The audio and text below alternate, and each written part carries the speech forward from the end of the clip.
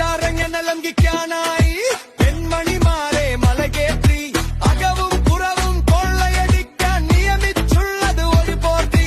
വയനാടിന്റെ ദുരന്തമകറ്റാൻ കൊണ്ടുകൊടുത്തു നാട്ടാര്. കോടികളേറെ തട്ടിപ്പാക്കി കൊണ്ട് വളർത്തിയ വന്മാര്.